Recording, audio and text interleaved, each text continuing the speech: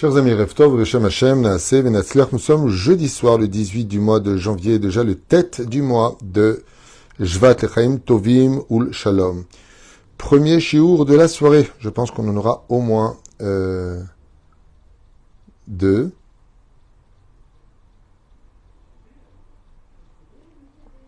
Alors, pour ce premier shiur,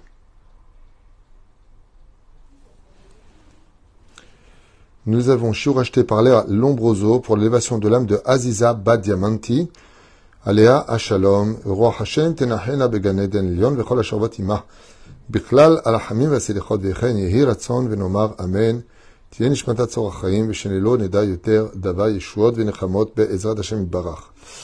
On commencera tout de suite ce shiur, Be'ezrat Hashem. On demande aussi pour la protection des Chayalim, ou Fren pour la libération de tous les otages, Betnaim Tovim, Be'atzlacha Rabba Bechol, Maase Yedehem, Yeshuot, Venechamot, Hava Ve'arva, Shalom Vereut. Et on commence tout de suite ce premier shiur en pensant à une excellente refoua shlama, achlama meira ou briut etana pour tous les malades d'Israël. Je vous ai choisi un sujet avec l'aide d'Hachem très très intéressant sur un enseignement de mon honorable Baal Shem Tov. Ensuite, vous aurez un shiur pas moins intéressant sur un autre sujet que j'ai choisi de partager avec vous. Dans cette paracha de la semaine de la paracha de Bo, il y a marqué dans le chapitre Tet, verset 1, Vayimer Adonai Moshe, Bo el Paro, Dibarta elav, Ko amar Adonai, Elo avrim shalach et ami ve'avduni. Le Créateur du monde nous dit ici, à propos de ce verset-là, enseigné par les élèves du Baal Shem Tov, que Vayimer Hashem el Moshe, Bo el Paro, viens avec moi, je parle, Dibarta elav, tu le paras, Ko amar Hashem Eloka avrim, ainsi s'adresse le Dieu des Hébreux. Donc ici, on retrouve l'identité du peuple d'Israël comme étant le peuple hébreu. Donc n'oubliez pas que la dimension du mot juif est venue beaucoup plus tard, puisque les tribus ont été dispersées à l'époque de Nebuzradan, envoyé par Nabucodonosor, roi de Babylonie. Et donc ici, on s'adresse à Elohé, à Ivrim, parce que les Hébreux, c'est pour ça qu'on parle l'hébreu en Israël et que c'est la terre des Hébreux, l'État hébreu, comme on dit de façon journalière, et ami ve'avduni, libère mon peuple pour qu'il me serve. Ainsi donc, Akadosh Baruch Hu envoie dans ce verset-là Moshe et Aaron. Et là intervient une très grande question. Mesupar al Gvir Rabbi Mutal Mikaloshin. Donc on parle d'un tzaddik qui s'appelait Mutal Mikaloshin, Sha'arosh Akaal Beir Varsha. Et il était président d'une communauté dans la ville de Varsha. Et chez Ksharim, Rabbim ou Mesoharim, ומסועפים, היו לו בחוגי הממשלה מחמת עסקיו ומפעליו הרבים. Et il avait de grandes connaissances avec les ministres et les gens du gouvernement. Donc, quel rapport? Vous allez entendre ici un enseignement qui nous parle à tous et qui est très important de retenir, comme l'histoire va le prouver à maintes et maintes reprises. Donc ici, on partage l'histoire d'un des descendants des élèves du Baal Shem Tov, Oufren, qui dit comme ça qu'il y avait donc un homme qui s'appelait Rabbi Mutal Mikaloshin, et qui avait de très bonnes relations avec le gouvernement.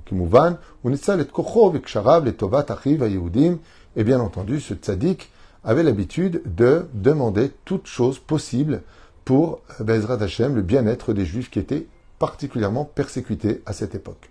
Bechad hayamim nidakesh agvir lasur el beto shel tzaddik Arav Akadosh Rabbi Israël Yitzhak Mivarka.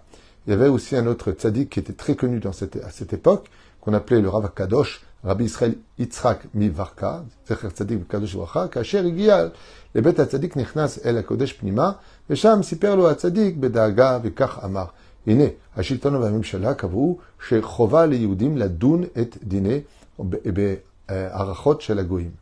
Et donc, qu'est-ce qui s'est passé? Ils sont partis voir ce grand maître du judaïsme, Rabbi Israël Yitzhak Mivarka, et ils lui ont dit, sache une chose, au Parlement, un décret est sorti que les Juifs n'auront plus le droit de créer des bêtes dînes. Regardez bien ce qui se passe. Interdit de créer des bêtes dînes. Et donc, à partir de maintenant, Juifs comme non-Juifs, tout le monde devra se rendre au palais de justice et donc appliquer les lois universelles, les lois laïques. Kedei lechazek et gziratam velatet la tokef gazra hamamshala lisrof ba'esh et kol kerche hashulchan aruch choshen hamishpat.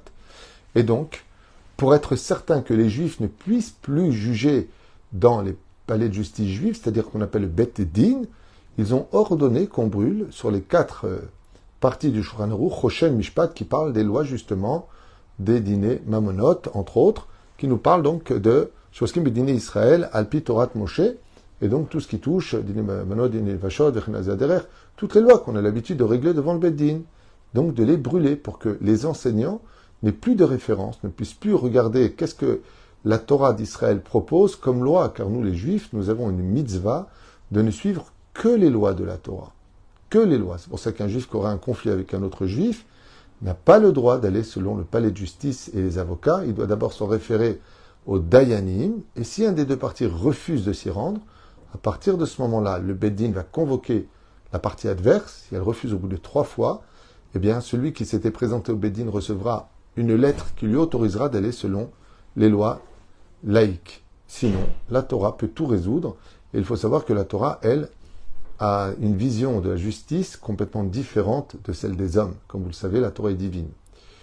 אני מבקש ממך בכל לשון של בקשה שתנצל את הקשריך ומעדיך לנסות להשתדל אצל שרי הממשלה לבטל את הגזרה הקשה הזאת. Et donc, qu'est-ce qu'ils ont demandé à Rabbi Moutal Mekalouchine? Ils lui ont demandé de lui qui connaissait les ministres, il parlait avec eux, d'aller là-bas et de leur demander d'annuler ce décret, que nous les Juifs, nous avons une loi. Mamash, comme dit le Rav Ovadia Yosef, celui qui ne va pas selon les lois de la Torah, c'est comme si qu'il a pris le Sefer Torah tout entier, qu'il a jeté par terre, à sourd. Mais la vérité, c'est compliqué. Beaucoup de gens, malheureusement, au niveau du divorce, au niveau des conflits, prennent tout de suite des avocats. Ce qui est assourd, il faut d'abord voir qu'est-ce que dit la halakha. Il y a même des gens qui veulent hériter d'une chose, selon la halakha, ils n'ont pas le droit à cet héritage, selon la halakha. Mais selon les lois laïques, ça leur revient de droit. Et ainsi donc, ils s'octroient par les lois laïques un droit de quelque chose qui leur est strictement interdit et considéré comme du vol selon la loi juive. D'où l'importance, si on est un juif consciencieux, qu'on croit en Dieu, en sa Torah, de demander à un dayan comment on doit régler le problème avant de se prendre des avocats, de se déchirer les uns les autres et de faire n'importe quoi, car les lois elles-mêmes, comme en Israël, sont anglo-turques, maintenant américaines, ce qui fait que tu deviens chèvre. L'une loi contredit l'autre, c'est du n'importe quoi. Et à part cela, même si c'était des lois logiques, quoi qu'il advienne, nous avons le Shulchan Aruch qui est derrière, et lui qui traite de tous les sujets, et qui te dira le pi halakha, qui a tort ou qui a raison. Ibit Agvir fait Batzadik. Et donc, ce personnage, qui était important, a regardé le tzaddik qui lui a dit, Menasseh, l'akeb, l'achshov, et tza'ada, benyanze. Il a dit, c'est un peu compliqué là ce que tu me demandes, d'aller voir le conseil et le parlement et d'aller leur parler. V'azamar v'chashash rabbi, hasar agoy amimune al agzera azo, yadua shu ke'adam mesukan ve'elim. Et là, il lui annonce quelque chose. Il lui dit, sache que le ministre de la Justice qui a ordonné cette loi et qui est passée est un homme dangereux, cruel et de qui plus est extrêmement violent. Donc il lui a dit, ce que tu me demandes est très compliqué. Tov, ou Benosaf, ou Ragzan Ma'ir Chema. Et de qui plus est, c'est un homme qui se met tout de suite en colère, surtout si tu ne vas pas dans son sens. Et donc, qu'est-ce qu'il était en train de lui dire? Il est en train de lui dire, ok, moi je veux bien y aller, mais le problème qu'il y a, c'est que je risquerais de le mettre en colère et il va décréter des décrets encore plus difficiles sur les Juifs. Yoda'e davar, ach mesaprim, ki egdach munachlo tadir al shulchano. Et là, le Rav Tzadik, Rabbi Israël, Yitzhak Mivarka, il lui dit, c'est pas grave. Toi, tu fais ce que tu as à faire et c'est tout. Et à ce moment-là, il lui dit, mais attendez, il y a aussi autre chose que je vous ai pas dit. Il a un revolver. Vous savez, là où on mettait à l'époque de la poudre, il y a une seule balle. Il a un revolver qui est toujours à côté de lui. Et dans sa colère, il peut aussi me tirer dessus. Donc il lui dit, c'est pas que je veux pas y aller, mais je risque ma vie. Et on a déjà vu prendre une arme et tirer droit sur une personne qui avait osé contredire ses lois.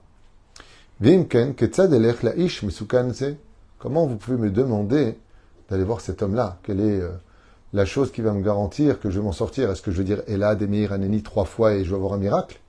Comment je vais faire? Vous me demandez d'aller voir un pitbull, un homme méchant, un homme orgueilleux, un homme colérique, et comment je vais faire? Il a répondu, Leshma Dvara, Vishiv lo hatzadik, Il lui a répondu à ce moment-là, Rabbi Israël, Yitzhak Mivarka, Zecher Sadik, Kadosh Ibracha. הנה מצאנו שכאשר שלח הקדוש ברוך הוא את משה רבנו אל פרעה, אמר לו השם בוא אל פרעה. Il lui a dit, tout cela va dépendre de quel état d'esprit tu y vas. Est-ce que cet homme, qui est le ministre de la justice, il est pire que Pharaon dans la Bible? Et là, il lui a dit non, pire que Pharaon, on n'a pas trouvé. Alors il a dit, alors dans ce cas-là, tu vois que quand Akadosh Baruch Hu, il a envoyé Moïse pour aller libérer les enfants d'Israël, il lui a dit, Bo el Paro. Bo el Paro veut dire, moi je viendrai avec toi. Et là, écoutez bien ce chidouche. Il lui a dit, si ce que tu as dit était vrai parce que tu vas y aller seul sans Dieu, alors tu as raison, tu risques ta vie.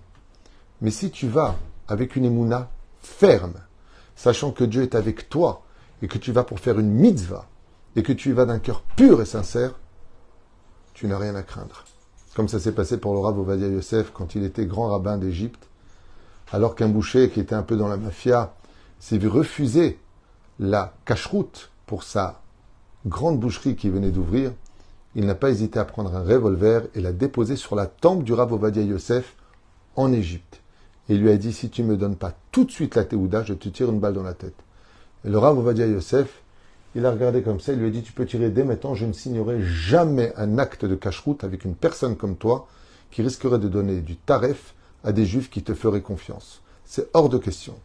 La personne a été tellement choquée qu'elle n'a même pas pu constater, regarder un seul instant les yeux du Rav Ovadia Yosef, a rangé son arme et s'est enfui de son bureau. Lama. Parce que le Rav Ovadia Yosef, il lui a fait comprendre, moi, que t'es la Théouda, personnellement, je n'en ai rien à faire. Mais la Torah me l'interdit, donc tu l'auras pas, ta Théouda. Quand tu viens au nom d'Hachem, comme tout le monde connaît cette fameuse histoire de Ben Gourion qui arrive devant le bureau de l'ONU et on lui demande pour l'État d'Israël, on est en 1947 exactement, et il vient avec la Bible dans les mains. Il la dépose.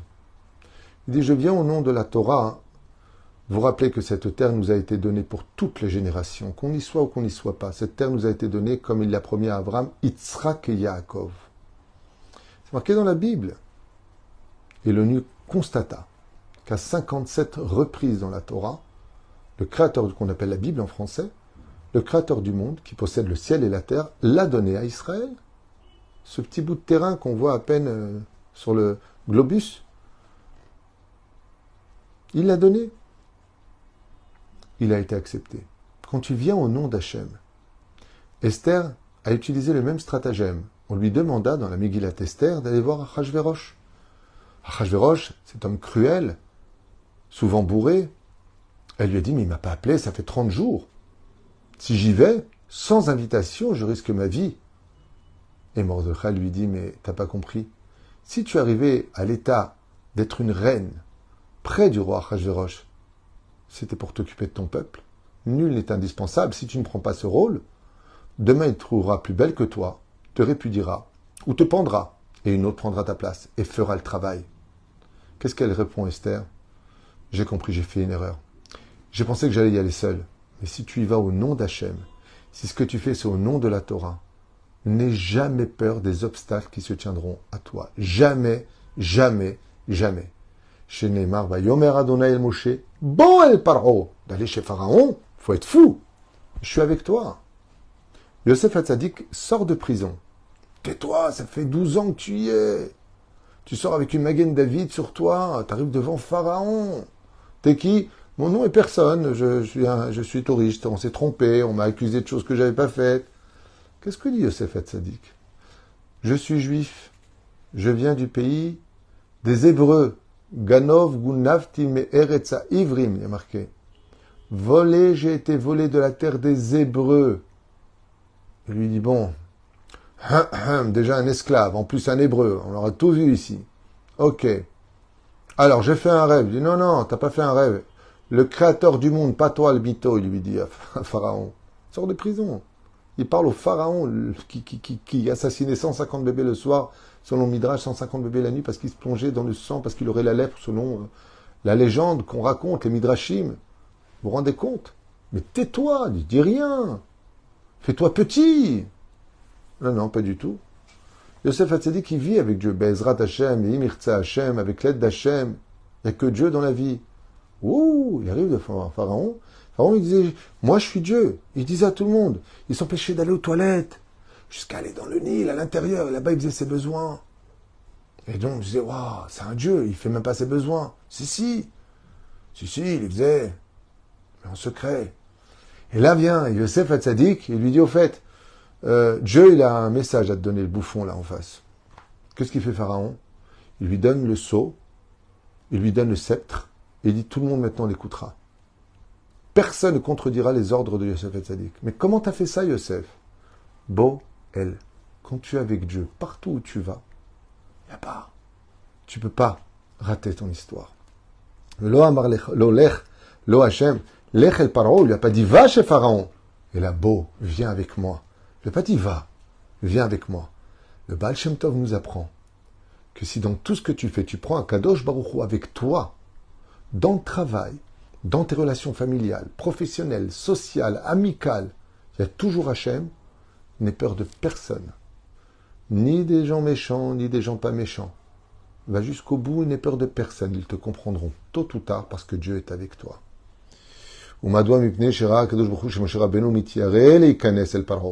Car effectivement, Moshe a eu peur d'aller chez Pharaon. Qu'est-ce qui va encore m'arriver? La première fois que j'ai été, c'était un échec. Viens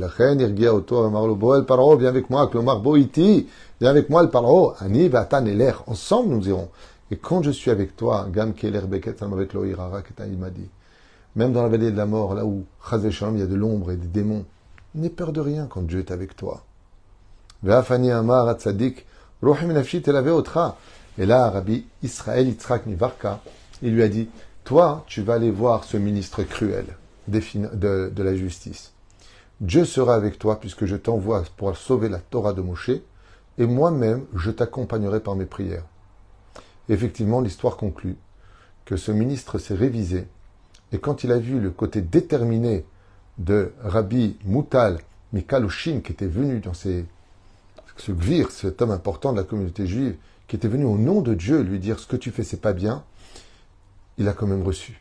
Il a reçu ce message, je vais réfléchir, et en fin de compte, il s'est révisé en disant, qu'est-ce que j'en ai à faire des Juifs, j'ai pas envie de me taper le Dieu des Hébreux sur la tête, ça risque de me coûter cher. J'avais raconté, pour Pessah, une jolie histoire qui était arrivée à l'époque à Paris, d'un juif tunisien qui avait fait une teshuva assez fulgurante. C'était à l'époque où les portables venaient de sortir en France, et lui venait d'ouvrir une petite boutique, toute modeste, à côté du boulevard Voltaire, dans le 11e arrondissement de Paris. Et une très grosse société qui avait beaucoup réussi, avec des rentrées impressionnantes de sommes astronomiques d'argent, a convoqué toute personne en France qui serait intéressée de les représenter pour leur portable, duquel ils avaient l'exclusivité, pour la France. Et surtout pour l'Île-de-France, donc pour Paris. Bien entendu, se sont précipités là-bas au moins 20 personnes compétentes, avec des diplômes, et chacun était plus ou moins apte à représenter cette belle société dont le nom m'échappe. Et ça se passe quand? Ça se passe juste après Pessah. Ce rendez-vous est très très important. Seulement, ce juif tunisien, qui avait fait une teshuva avec sa femme fulgurante, eh bien, était dans la période du Homer. Et vous savez que pendant le Homer, on ne se rase pas la barbe. Et d'aller mal rasé en Angleterre, c'est pas la peine d'y aller. Et là, lui, il dit à sa femme, mince, moi j'ai mon copain, il y va, voilà, quoi, c'est l'occasion de devenir très riche, de prendre l'exclusivité de toute l'île de France, ces portables, ils sont pas chers, ils sont super. Et donc, il sait pas quoi faire. Et en fin de compte, il va voir le rav de la synagogue et il lui dit, voilà, j'ai un problème, c'est que je dois partir à Londres dimanche et je peux pas aller comme ça, est-ce que je peux me raser parce que je risque de perdre une très grosse affaire? Et le rav lui a dit, il n'y a aucun problème, tu as le droit de te raser bien sûr avec une tondeuse cachère pour aller, pourquoi? Parce que tu as F7 Méroubé, étant donné qu'il y a beaucoup de pertes dans ce sujet-là, c'est pas que tu veux pas porter le deuil, tu aurais le droit. Sa femme, elle le voit entrer dans la salle de bain et lui dit, qu'est-ce que tu fais? Ben, je vais me raser. Si tu vas te raser. Oui, je vais me raser. J'ai demandé au Rav, il m'a dit que dans mon cas, comme je pars dimanche là-bas, j'ai le droit de retirer ma barbe. Elle lui a dit, non, pas du tout. Ah non, moi j'ai lu, hein. Moi j'ai lu dans le livre en français, il y a marqué, la tradition, c'est de laisser la barbe jusqu'à l'Agba Omer, le 34e jour pour les Sfaradim, jusqu'au 33e jour pour les Ashkenazim, et nous on est Sfarad. Pas du tout, tu touches pas ta barbe. Il faut avoir confiance en Dieu. C'est Dieu qui donne la parnassa. Lui, maintenant, il dit, d'accord, mais moi j'ai un rave. Il lui dit, écoute, c'est pas compliqué. T'enlèves ta barbe, je retire mon kissouille. Moi aussi, ça me saoule le kissouille. Les cheveux, ça me gratte. C'est pas facile de s'habiller avec. Alors, puisque c'est comme ça, moi aussi, j'arrête. Toi, il réfléchit un petit peu, il dit, Chaval, on monte dans la douche, on descend pas, et il part. Il arrive à Londres, il monte au 13e, 14e étage de ce building. Il est dans cette grande société, beau meuble, beau banc, bel accueil, magnifique endroit. Et il voit là-bas des gens qui sont assis avec des mallettes, très bien habillés, rasés, coiffés, comme aiment bien les Anglais. Et lui, il arrive, un beau jeans, bien habillé certes, une petite chemise sympathique, le ventre un peu dehors, mais surtout sa barbe, on dirait Chéri Bibi. Top. Il est le dernier à rentrer sur les 20. Et à ce moment-là, les 3 associés, dont le PDG qui est au centre, commencent à leur parler un anglais un peu tunisien comme ça, on ne comprend pas grand-chose. Et bon, ils se débrouillent, ils leur parlent, voilà, j'ai une petite boutique, mais j'ai de l'ambition, votre produit m'intéresse, je vis à Paris, je suis sérieux. Et les 3 associés comme ça, qui roulent des millions tous les mois avec leur nouveau portable, le regardent très curieux, ils n'en ont rien à faire de ce qu'ils racontent, et ils sont tous concentrés sur sa barbe. Et à ce moment-là, le PDG principal lui dit, mais vous saviez que vous avez rendez-vous avec nous aujourd'hui? Il lui a dit, ah oui, bien sûr, puisque je suis là. Alors pourquoi vous n'êtes pas allé vous raser?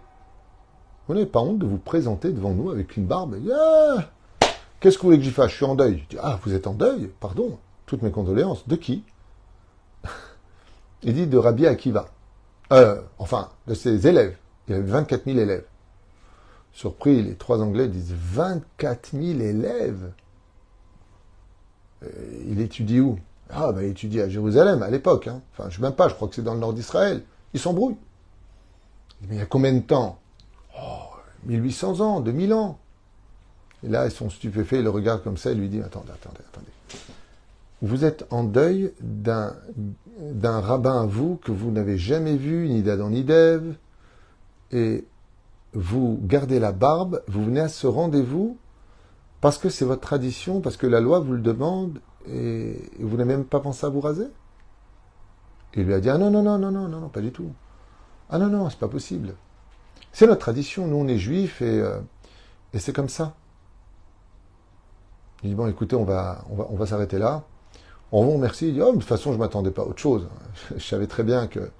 Il se lève et puis il appelle sa femme. Il lui dit, alors comment ça s'est passé? Il lui dit, comment ça s'est passé? Ils m'ont même pas laissé m'exprimer. Ils m'ont raccompagné gentiment, en me regardant comme si j'étais un abruti fini, devant l'ascenseur, avec un grand sourire, et ils m'ont dit au revoir.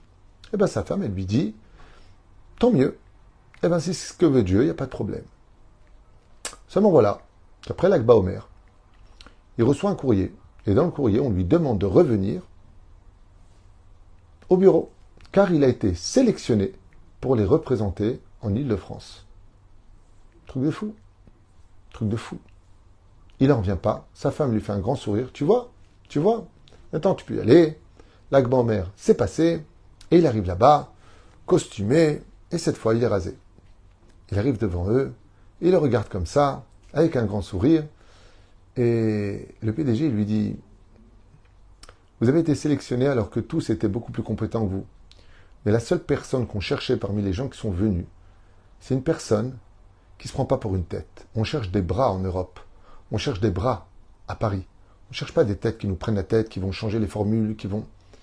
Et vous, quand on vous a vu venir avec votre tradition, à suivre des lois que vous connaissez à peine, selon ce que vous nous avez dit, pour une personne que vous ne connaissez ni d'Adam ni d'Ève, qui s'appelle Rabbi Akiva, il lui a dit, c'est exactement le genre de personnage qu'on cherchait.